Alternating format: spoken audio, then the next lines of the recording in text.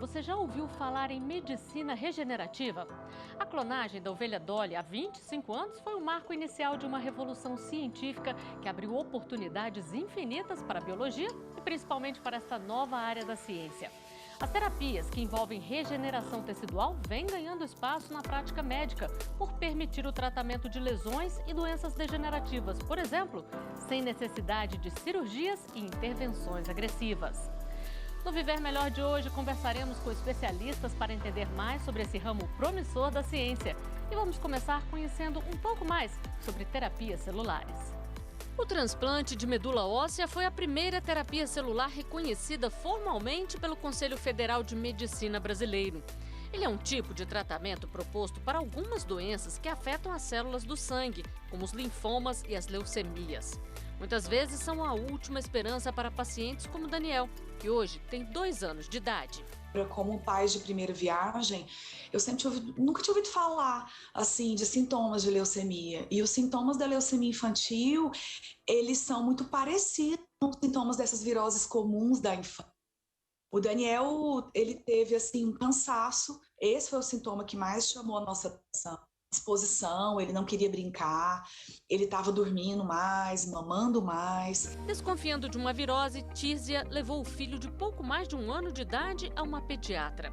Após os exames, veio o diagnóstico: leucemia linfóide aguda, subtipo T. Nós começamos o tratamento quimioterápico, que é a primeira linha de terapia de cura e que em muitos casos dá o resultado esperado, é o tratamento quimioterápico. Mas no caso dele, no curso do tratamento, depois de 1 ano, um pouquinho mais de 1 ano de tratamento, a gente sempre faz os exames de rotina, foi detectado resíduo, que eles falam, de células da doença na medula óssea dele e também no líquor. Quando a quimioterapia não é suficiente, o segundo passo no tratamento da leucemia é o transplante de medula óssea. Assim, a família se uniu para realizar uma campanha com o objetivo de conseguir um doador compatível. A mobilização também ajuda a divulgar o Registro Nacional de Doadores Voluntários de Medula Óssea, órgão responsável pela identificação das informações de possíveis doadores e compatibilidade com pacientes. Quanto mais pessoas, mais chances tem o Daniel e qualquer outra pessoa que necessite de um transplante, como única opção para salvar a sua vida. Com a campanha, Daniel conseguiu um doador compatível e hoje aguarda a finalização dos exames para poder seguir com o transplante. Para conhecer melhor as inovações trazidas pela medicina regenerativa, conversamos agora com o coordenador do Núcleo de Tecnologia Celular da PUC do Paraná, o cardiologista Paulo Brofman, e com o presidente da Sociedade Brasileira de Regeneração Tecidual, médico ortopedista e traumatologista, Renato Luiz Bevilacqua de Castro. Muito obrigada pela participação de vocês aqui no nosso programa.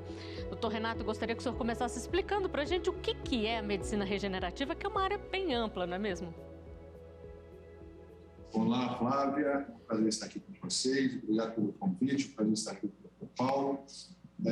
A Sociedade Brasileira de Regeneração Tecidual tem uma definição para medicina regenerativa, que a medicina regenerativa, então, é um campo em desenvolvimento, isso é muito importante, com o objetivo de incitar a reparação ou a substituição de tecidos patológicos através ou do aumento dos processos naturais ou por meios de engenharia. Mas, na verdade, isso é didático. A medicina regenerativa nada mais é do que boa medicina. Toda vez que você promove regeneração, isso vários ortopedistas já faziam isso há muitos anos, como o Dr. Robert Salter, em Toronto, não era cunhado esse nome, e ele já regenerava cartilagem com movimento, isso na década de 70. Doutor Paulo, e a gente viu na reportagem o caso do Daniel, que foi diagnosticado com leucemia muito cedo. Como a medicina regenerativa tem ajudado a inovar os tratamentos de câncer, por exemplo? As doenças oncohematológicas, elas têm tido a oportunidade de serem tratadas com terapia celular. Aliás, o transplante de medula óssea é o único procedimento em que se utiliza as células-tronco, autorizada pelo Conselho Federal de Medicina e referendada pela Comissão Nacional de Ética em Pesquisa e também pela Anvisa. O objetivo de tratar tratar esse tipo de paciente, uma vez que as células deles estão doentes com câncer, essas células são eliminadas através de procedimentos específicos e se reinjeta no paciente novas células com o objetivo de que essas, então, novas células não contaminadas pela doença comecem a fornecer as células necessárias e para que o paciente possa ter uma boa recuperação. Doutor Renato, e quando a gente fala em terapia celular, com o uso de medicina regenerativa, com células-tronco, a gente sempre faz uma confusão aí, nós que não somos especialistas, com o uso de células embrionárias. Dá para explicar de uma forma mais simples para todo mundo entender qual a diferença entre a medicina regenerativa, o uso de células-tronco, o uso de células embrionárias? Medicina regenerativa é um campo muito vasto. Então, veja, desde quando nós fazemos um exercício, por exemplo, chamado exercício excêntrico, existe uma célula-tronco que está ali próximo de um tendão machucado, por exemplo, e o próprio exercício estimula essa célula-tronco a se diferenciar e produzir um novo tendão. Então, veja, até um exercício físico bem orientado é medicina regenerativa. E é claro que nós temos o outro polo da ciência de altíssima tecnologia. O Kaplan é que cunhou essa nomenclatura de primeiro célula mesenquimal. Então, células mesenquimais são células do nosso próprio organismo que, inicialmente, nós achávamos que elas seria uma célula que produziria um novo tendão. O próprio Kaplan mudou essa orientação. Hoje chamam-se células sinalizadoras. Então, é uma célula que faz uma sinalização para as outras células para fazer uma regeneração.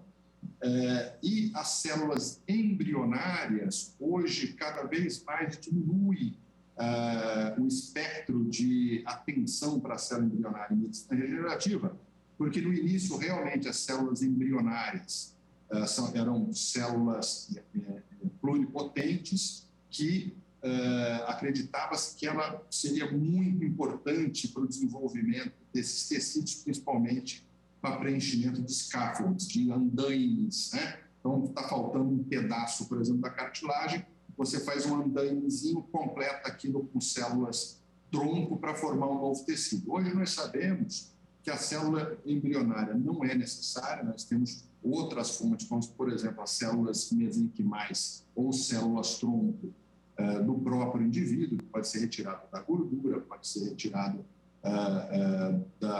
muito parecido com o transplante de medula óssea, pode ser retirado da medula óssea, sem os efeitos adversos que a célula embrionária poderia causar, que seriam os teratômicos, né? Então, a célula embrionária tem perdido campo, tem estreitado o seu campo de pesquisa e tem aumentado muito as células mesenquimais. Doutor Paulo, o senhor participou de um estudo brasileiro que usou células-tronco para tratamento da Covid-19. Quais foram as aplicações e os resultados obtidos pela medicina regenerativa na pandemia do novo coronavírus? A Covid é uma doença que nos ensinou muita coisa e continua nos ensinando, que após a penetração do vírus, ela causa um processo inflamatório infeccioso, levando principalmente a uma pneumonia viral. Ao invadir o nosso organismo, o vírus, o SARS-CoV-2, que é o vírus que determina a Covid-19, ela desequilibra ou causa uma desregulação ao nosso sistema imunológico, que é o nosso sistema de defesa, causando com isso uma alteração que a gente chama de cascata de citocinas e que leva a uma grande concentração de uma reação hiperinflamatória no pulmão associada à pneumonia viral. E o papel das células-tronco no COVID, que é uma célula imunomoduladora, ela tenta equilibrar essa desregulação do nosso próprio sistema imunológico, nosso sistema de defesa. Ela tenta reparar a membrana alvéolo-capilar, é onde ocorre a troca do CO2 pelo oxigênio no nosso sangue. E também, por ser uma célula imunoprivilegiada, o vírus não consegue entrar nela. Então, o objetivo principal de se utilizar células-tronco em pacientes com Covid é esse.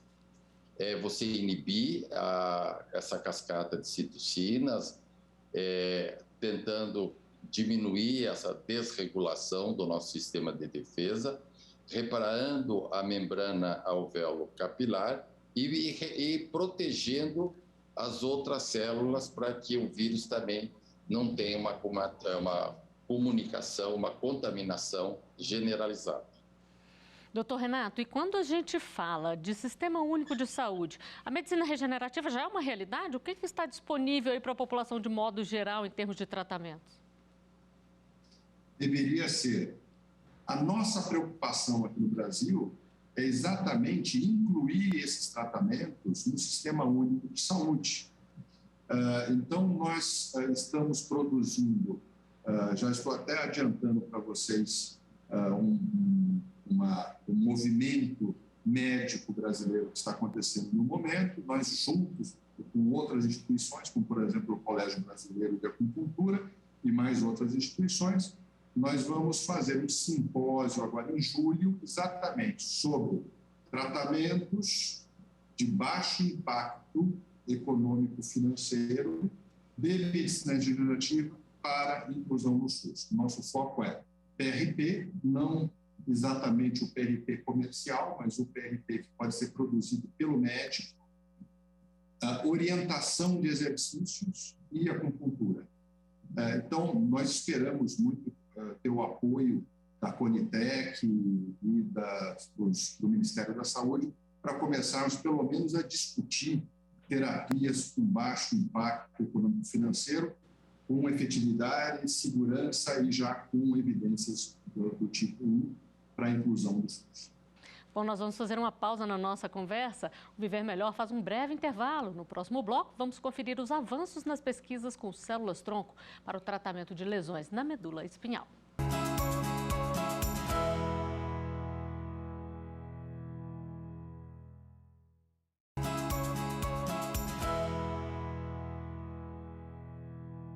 O Viver Melhor está de volta e hoje fala sobre medicina regenerativa. No quadro Avanços, veremos como esta área da ciência vem apontando um caminho de esperança para antigos problemas, como a recuperação das funções motoras de pessoas que tiveram lesões na medula espinhal.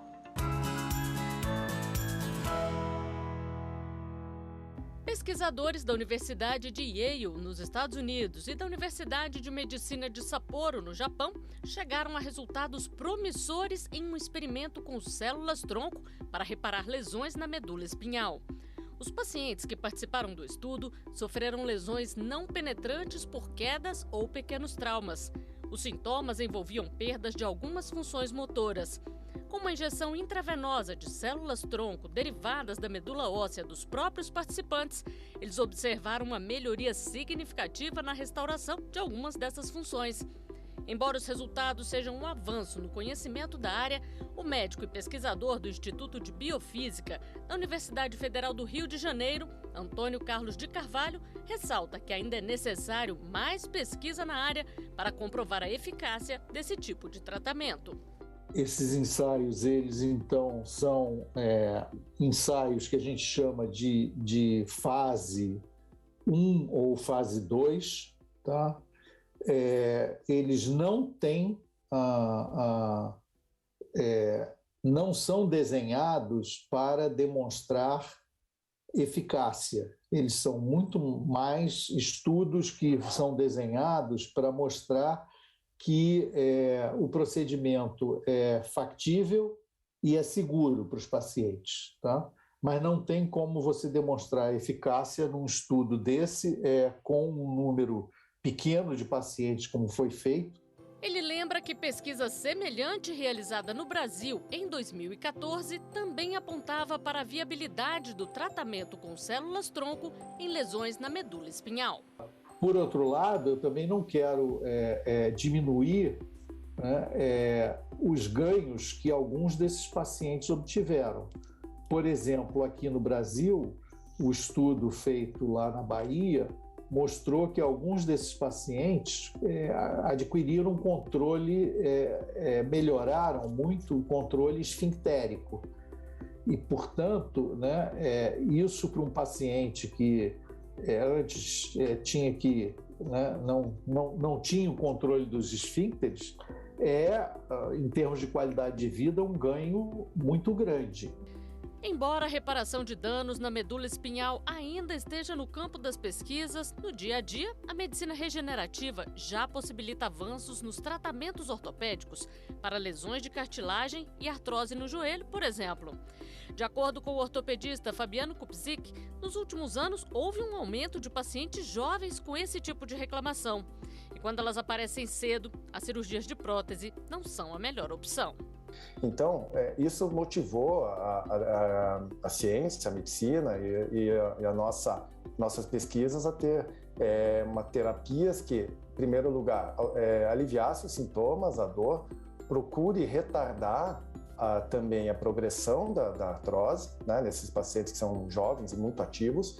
E, em muitos casos, com essas terapias biológicas, a gente pode ter até mesmo a recuperação, a regeneração da cartilagem e, consequentemente, o paciente tem, além de alívio da dor, uma durabilidade muito maior do tratamento.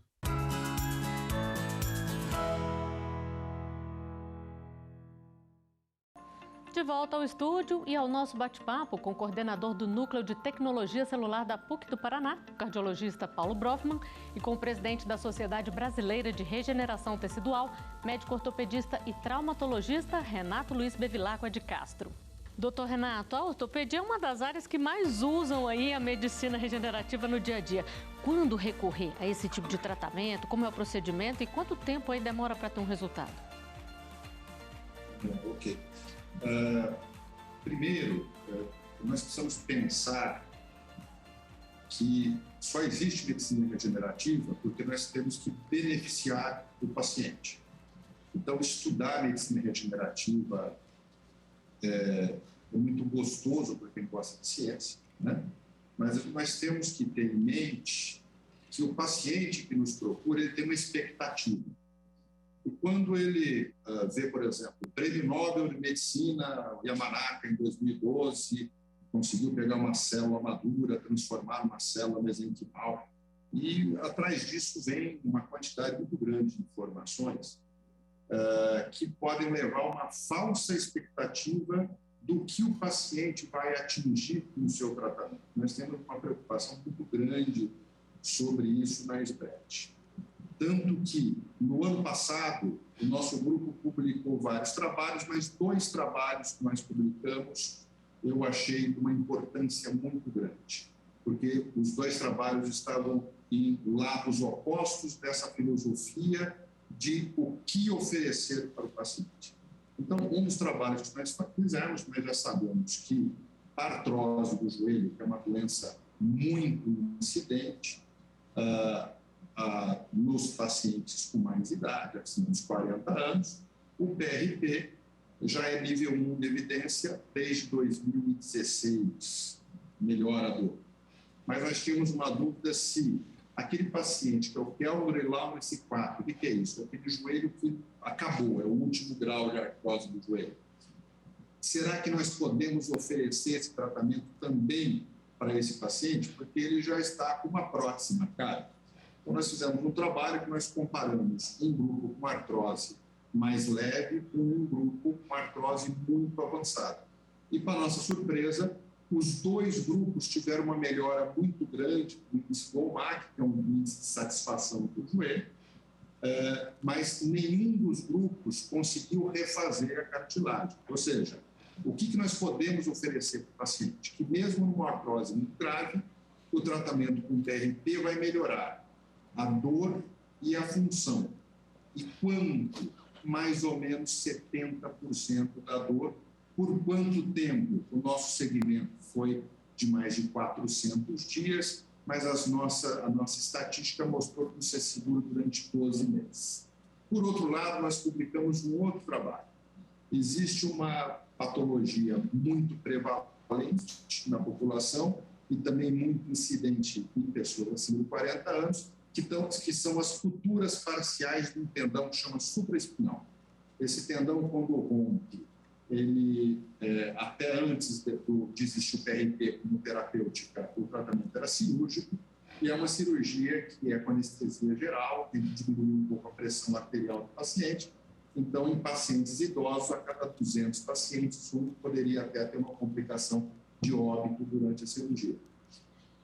E nesse trabalho, nós injetamos PRP nessas lesões parciais, guiados por ultrassom. É um médico, não é só o tratamento que é especial, o médico é muito especializado, porque ele é um ortopedista, cirurgião de ombro, que sabe fazer ultrassom, sabe fazer medicina regenerativa e sabe fazer o procedimento intervencionista.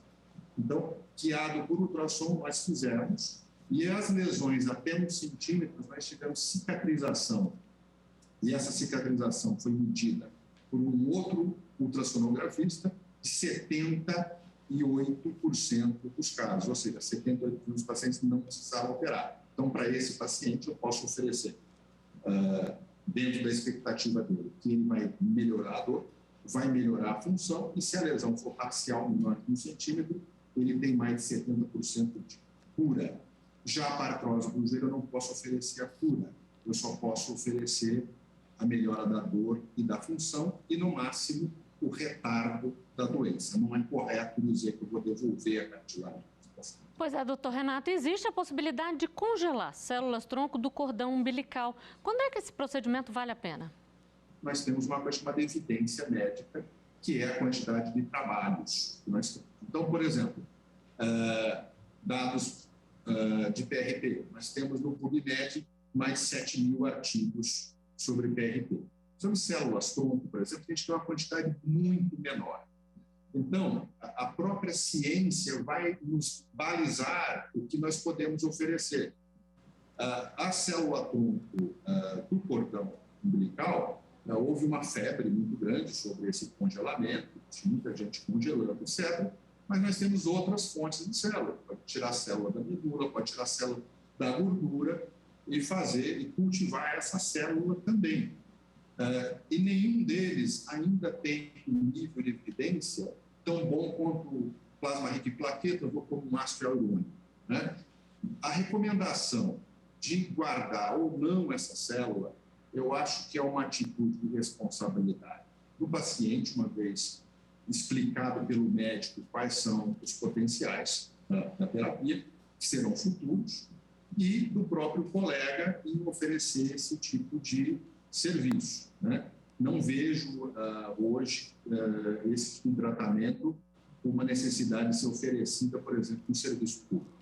Doutor Paulo, e qual é o papel do Brasil aí nas pesquisas sobre medicina regenerativa, células-tronco? Nós estamos avançados, doutor Paulo? No Brasil, a Anvisa tem feito um enorme esforço para regular toda essa parte da terapia regenerativa. E realmente eles têm se baseado não só na experiência própria, onde eles têm técnicos de altíssimo gabarito, mas experiência de outras agências, como, por exemplo, a FDA, que é americana, ou a Agência Europeia de Medicamentos, que tem também um grande know-how nas regras de produção das células-tronco para utilização em pacientes. Então, no Brasil, ainda, como eu disse no início, o único tratamento ainda autorizado é o transplante de medula óssea, mas sobre questões, sobre ensaios experimentais, a gente tem que seguir as regras. Existe uma pequena escape dentro disso tudo, que é o uso de células em nível de compaixão. Quando o paciente não tem mais nenhuma outra possibilidade de tratar. Com os tratamentos convencionais, e esse paciente tem possibilidade de ter uma morte a curto prazo, a Anvisa e o Conselho Federal e os conselhos regionais de medicina autorizam, desde que você peça autorização e justifique, o uso de compaixão de células-tronco. E só para a gente encerrar, doutor Renato, a gente pode dizer que a medicina regenerativa é a medicina do futuro?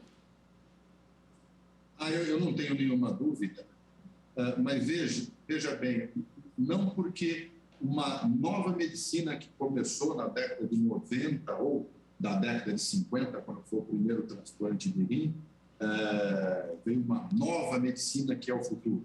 Na verdade, a medicina regenerativa nada mais é do que medicina de boa qualidade, a mesma medicina, só que nós aprendemos mais coisas, né? Então, os avanços da ciência básica foram muito grandes. A gente operava aberto antigamente, depois passamos para a artroscopia, hoje operamos com agulha guiada por ultrassom. Antigamente nós gostávamos de usar anti-inflamatório, hoje usamos medicina regenerativa para diminuir o processo inflamatório e melhorar a dor. E assim como é na ortopedia, as outras especialidades vão seguir esse caminho. Então, não tenho dúvida que a medicina regenerativa é o futuro de todas as especialidades. E que venham cada vez mais e mais avanços. Dr. Paulo, Dr. Renato, muito obrigada pela entrevista aqui no nosso programa. E o Viver Melhor fica por aqui. Até o próximo programa. Tchau.